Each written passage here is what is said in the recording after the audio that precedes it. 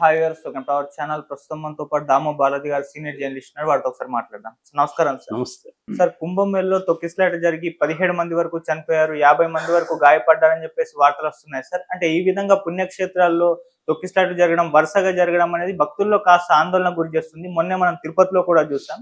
మళ్ళీ ఇప్పుడు కుంభమేళలో జరిగింది. అసలు ఏం జరిగింది కుంభమేళలో? ఈ తొక్కిసలాట గల కారణాలు ఏంటి? ఇప్పుడు ప్రజెంట్ అక్కడ పరిస్థితి ఏ విధంగా ఉంది? యాక్చువల్గా ఇది మహా కుంభమేళ అని పిలుస్తారు. ఎందుకంటే కుంభమేళ అంటే 12 ఏళ్ళకి ఒకసారి వచ్చేది.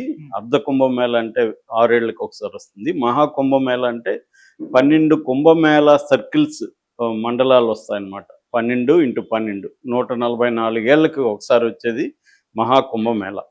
సో ఈ మహాకుంభమేళలో ప్రధానంగా ఏంటంటే పవిత్ర స్థానాలు, అంటే దాన్ని అమృత స్నానం అని పిలుస్తారు. అమృత స్నానాలు అనేవి దాదాపు 6 డేట్లలో జరుగుతాయి అన్నమాట. ఇది ఫస్ట్ జనవరి 13, తర్వాత 14, తర్వాత 29, ఇప్పుడు నిన్న జరిగిన ఇది ఈ అమృత స్థాన్ సందర్భంగా తొక్కిసలాట. ఇది కాకుండా నెక్స్ట్ ఫిబ్రవరి 3, ఫిబ్రవరి 12, ఫిబ్రవరి 26 ఈ డేట్లలో జరుగుతాయన్నమాట. అందుకని ఈ తారీఖుల్లో మాత్రమే కోట్ల మంది స్నానాలు చేయడానికి వస్తారు. అదేంటంటే ఆ ఘాటు దాదాపు 12 కిలోమీటర్ల పొడవు పెంచారు. యాక్చువల్గా లాస్ట్ 2019లో 8 కిలోమీటర్స్ ఉంటే ఇప్పుడు 12 కిలోమీటర్ల ఘాట్ చేశారు. ఇది బేసిక్గా ఏంటంటే ఈ మహాకుంభమేళ 4 ప్లేసుల్లో జరుగుతుంది. హరిద్వారు, ఉజ్జయిను, తర్వాత నాసిక్, ప్రయాగ్రాజ్. సో ఇప్పుడు మనకు జరిగింది వచ్చి ప్రయాగ్రాజ్లో త్రివేణి సంగమం అంటారు. అంటే గంగా, యమున, సరస్వతి నదుల కూడలి. ఆ సంగమంలో ఈ మహా కుంభమేళ సందర్భంగా మౌని అమావాస్య నిన్న వచ్చింది. ఈ మౌని అమావాస్య సందర్భంగా స్నానాలు, ఈ అమృత స్నానాలు అనేవి అర్లీ మార్నింగే స్టార్ట్ అయిపోతాయి. అంటే అరౌండ్ 2-3 ఆ టైం నుంచి జరుగుతాయి అన్నమాట. సో ఈ సందర్భం ఏంటంటే బారికేడ్లు పెట్టారు. కోట్ల మంది జనం వచ్చారు. ఈ బారికేడ్లని ఒక్కసారిగా తోసుకొని ముందుకు వెళ్ళిపోయారు భక్తులు. అందుకే ఈ ప్రమాదం జరిగిందనేది ఇప్పటికి వస్తున్న ప్రాథమిక నివేదిక చెప్తుంది.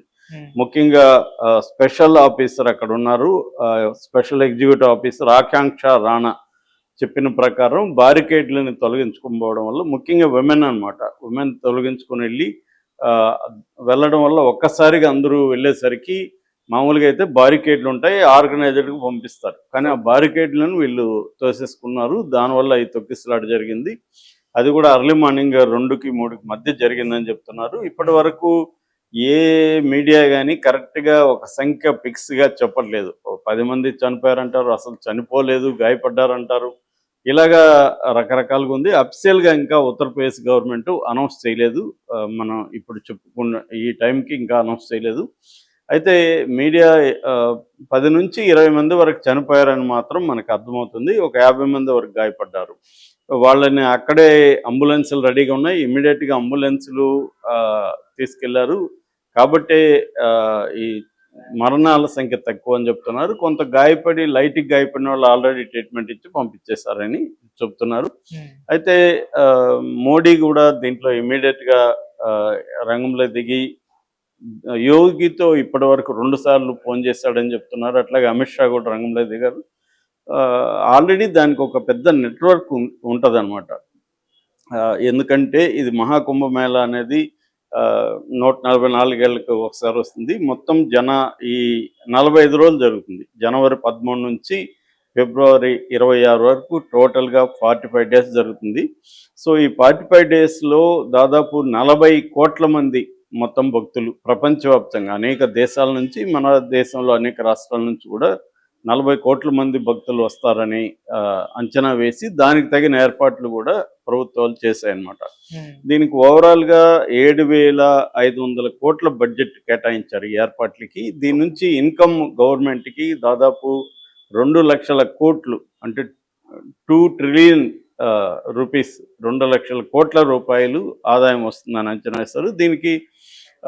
దీనికోసం ప్రత్యేక ఏర్పాట్లు కూడా చేశారు. ఈ చుట్టుపక్కల ఒక గంగా ప్రహరీ అనే పేరుతో వాల్స్ దాదాపు 83 చోట్ల ప్రాజెక్టులు వాల్స్ కట్టడం, ఇతర ప్రాజెక్టులు కట్టడం చేశారు. దీనికి 1428 కోట్లు ఖర్చు పెట్టారు.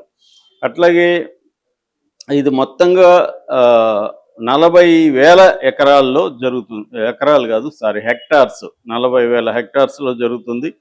ఈ ఘాట్ పొడవు కూడా మొత్తం 25 సెక్టర్స్ ఉంటాయి. 25 సెక్టర్స్లో ఈ ఘాట్ పొడవు కూడా 12,000 కిలోమీటర్లు ఉంటుంది.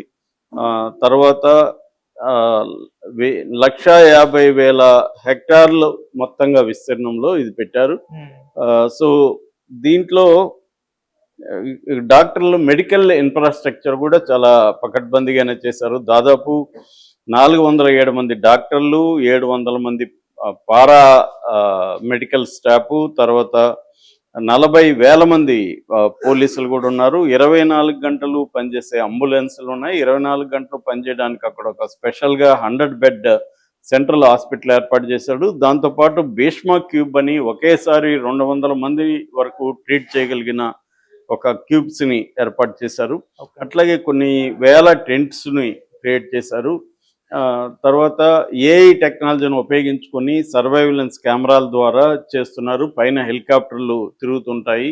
అలాగా చాలా ఒక నాసా స్టైల్లో ఇది చేశారు. అంటే ఈ స్థాయి 40 కోట్ల మందితో జరిగే రిలీజియస్ ఒక కార్యక్రమం అనేది ప్రపంచంలో ఎక్కడా కూడా లేదు. ఇది oldest and largest peaceful gathering అని అంటారు దీన్ని. ఇలాంటి దాంట్లో ఇలాంటి ప్రమాదం జరగడం ఖచ్చితంగా ఇబ్బందికరమే. అది ఆల్రెడీ వీళ్ళ మీద విమర్శలు కూడా, ఎందుకంటే ఇది ఇంటర్నేషనల్ మీడియా అటెన్షన్ ఉంది. అందుకనే ఇంత పకడ్బందీ ఏర్పాట్లు కూడా యోగి ప్రభుత్వం చేశారు అక్కడ.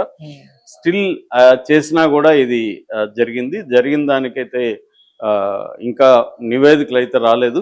కరెక్ట్ కారణాలు కూడా అఫీషియల్గా అయితే అనౌన్స్ చేయలేదు. అక్కడున్న మీడియా, అక్కడ గ్రౌండ్ రిపోర్ట్లో చేసిన అనేక మీడియా రిపోర్ట్స్ నేను చూశాను మార్నింగ్ నుంచి.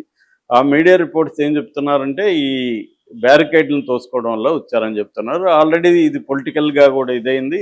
ఎస్పీ సమాజ్వాదీ పార్టీ స్టేట్మెంట్ ఇచ్చారు, ఇది మిస్మేనేజ్మెంట్ వల్లే జరిగిందని. అట్లాగే ఆపు కూడా యోగి ఢిల్లీకి వచ్చి ఇక్కడ రాజకీయాలు చేసే బదులు అక్కడ ఫోకస్ చేసి అక్కడ కోఆర్డినేట్ చేసుకుంటే బెటరు అనేది వాళ్ళు కూడా చెప్పారు. ఎందుకంటే యోగి ఢిల్లీ ఎన్నికల సందర్భంగా అక్కడికి వెళ్ళి క్యాంపెయిన్ చేస్తున్నాడు అనేది అక్కడ ఆపు కూడా విమర్శించింది. వాళ్ళు ప్రధానంగా చెప్తున్నది ఏమంటే వివిఐపీలకి, తమ బంధువులకి విపరీతంగా బీజేపీ వాళ్ళు పాసులు ఇచ్చేస్తున్నారు.